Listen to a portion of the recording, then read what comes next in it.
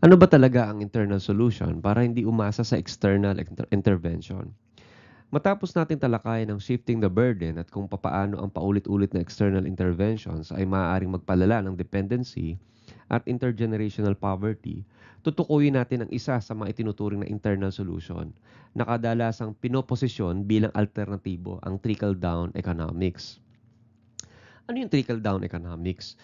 Isa itong economic perspective na nagsasabing kung ang mga mayayaman at malalaking negosyo ay bibigyan luwag sa buwis, regulasyon at suporta, lalago ang kanilang negosyo at yaman. At sa paglago ng kanilang kita, magkakaroon ng spillover or trickle effect na makikinabang ang mas nakararami, lalo na ang mga nasa ibaba ng economic pyramid. So, ibig sabihin, ito yung mga pupwedeng panukala sa ilalim ng trickle-down logic. Number one, we can go austere. Babawasan ang paggasta ng gobyerno, lalo na sa social spending, upang maibalanse ang budget. At pag nag-austere, syempre, pag nabawasan yung spending, yung social spending, hindi kailangan ng mas malaking pondo. Kaya ibig sabihin nun, pwedeng mabawasan yung taxes, maiwasan ang karagdagang foreign debt, mapanatili ang kumpiyansa ng mga investor. So sa madaling salita, isa sa mga component niyan is lowering ng taxes sa mga high-income earners. Tulad ng mga malalaking negosyante, property owners at corporation para mas maraming capital ang kanilang mai-reinvest sa negosyo. And of course, it will relax regulations on big corporation entrepreneurs tulad ng mga batas sa paggawa, performance, environmental compliance or red tape. So, ibig sabihin, mapapabilis ang pagnenegosyo at makakalika ito ng mas maraming trabaho. So, sa madaling salita, kapag tumaas ang private investment, ah, tataas ang trickle down, ang need for trickle down economics at tataas din ang stable livelihood that will result to upward social mobility. At yung upward social mobility will call for more trickle-down economics that will lessen, however, social spending and will lessen, of course, reduce upward social mobility. Siyempre, pag trickle-down economics, babawasan yung tax rate sa high income earners. Pag nabawasan, tataas ang wealth ng top 1% at tataas naman ang private investments that will call for more trickle-down economics. So, ang tanong, ito ba'y tunay na solusyon o isa ring paraan ng shifting the burden, ngunit sa mas sophisticated na anyo? Sa archetype na ito, pinapakita kung paano ang mga tagumpay ang mas lalong napupunta sa mga taong meron ng tagumpay. At ito yung success to the successful archetype. So kapag may isang grupo o tao na nabigyan ng mas maraming resources, natural lang na mas malaki ang tsansa nilang magtagumpay. Dahil dito, lalo pa sila nabibigyan ng karagdagang resources. Ito yung parang feedback loop ng privilege. Ang tagumpay ay nagiging dahilan ng higit pang tagumpay. So sa ilalim ng trickle-down economic model, ang mga mayayaman at malalaking negosyo, may napapakinabangan nila yung mga policies with the end in view na ang theory magkikreate ng mas maraming negosyo, mas maraming jobs sa mga tao. Okay.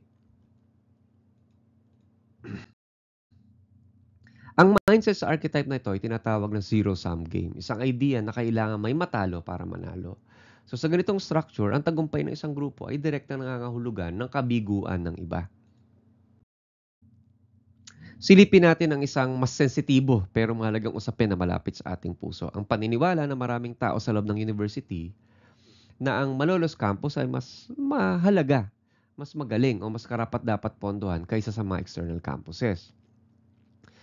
So isang pananaw na mukhang wala namang masama dito, ha. Pero kung ito ay naging mental model at ito yung maging mental model ng mga decision makers and policy makers at hindi ito kino-question, nagkakaroon ito ng malawakang epekto sa buong sistema ng pamantasan. Ibig sabihin, nagkakaroon ng systemic na pagkiling pabor sa Malolos campus bilang sentro ng institusyon. So, ang paniniwalang mas magaling ang Malolos, maaaring makasira sa kabuuang pag-unlad ng buong sistema, lalo na ng mga external campus. So, ang mental model that the Malolos campus is superior to external campuses ay paniniwala na ang Malolos ay mas maganda, mas dekalidad, mas karapat-dapat pondohan kaysa sa iba pang mga campuses. Dahil dito, malaking bahagi ng budget na pupunta sa Malolos para sa infrastructure, bagong technology, And kapag palaging pinopondohan, natural, mas mabilis ang pag-unlad ng Malolos. Nagiging globally competitive, lalong napapalalim ang paniniwala na ito nga ang main campus. So itong mental model ding ito ang nag-uudyok sa Malolos-centered structure of authority and decision making. So kapag may kailangan decision mula sa procurement hanggang policy development, madalas kailangan manggaling o aprobahan sa Malolos. Ang external campuses, madalas nakatali ang kamay. So ang nagiging consequences niyan is nagkakaroon ng neglect. So hindi naman totally actually, at ngayon sa administration ngayon ng ating presidente, buti yung mental model kasi ng ating presidente ngayon ay kailangan merong equitable na resource allocation. At nakita nyo, gumaganda yung Bustos, gumaganda yung San Rafael campuses, maraming campuses ang gumaganda. Pero itong mental model na superior yung Malolos sa ibang external campuses, kiniyayakap pa rin ito ng iba. Niyayakap pa rin ito ng iba, ng karamihan. However, yung presidente natin nagsusumikap talaga na maging equitable ang allocation at magkaroon ng equal opportunity sa pag-unlad. So nga lamang, dahil niyayakap pa rin ito ng iba, yung kawalan ng empowerment sa external campuses nagre-resulta sa limited implementation ng quality systems, kahinaan sa crisis response, at hindi sapat na investments. So habang lumalalim ang distinction o yung pagkakaiba, mas lalong lumalalim ang dependency at dissatisfaction sa mga sangay. So imbis sa pagsamasamahin ng mga lakas ng bawat campus, nagkakaroon ng competition, paghina ng tiwala at kakulangan sa local capacity. So ano yung pinapakita ng system na ito?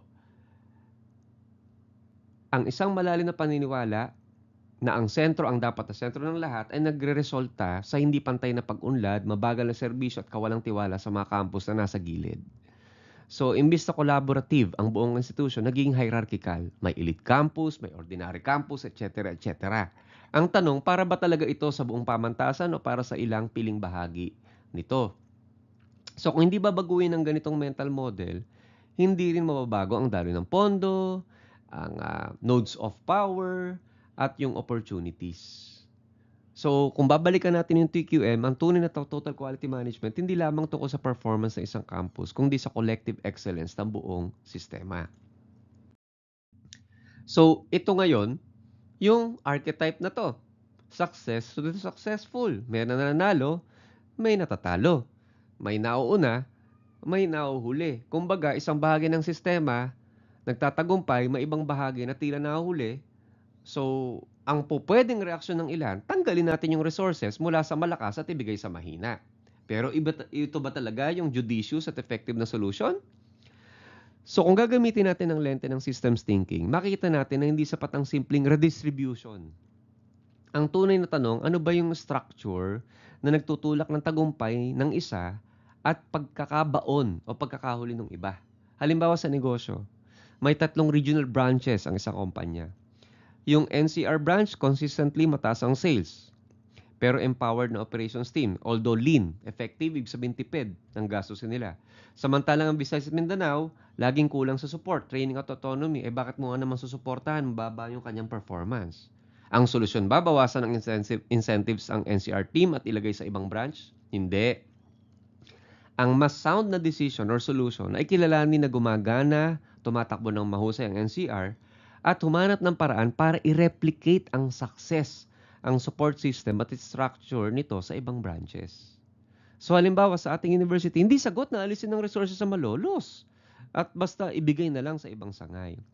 Ang tunay na solusyon ay ayusin yung structure mula sa pagiging competition tungo sa collaboration.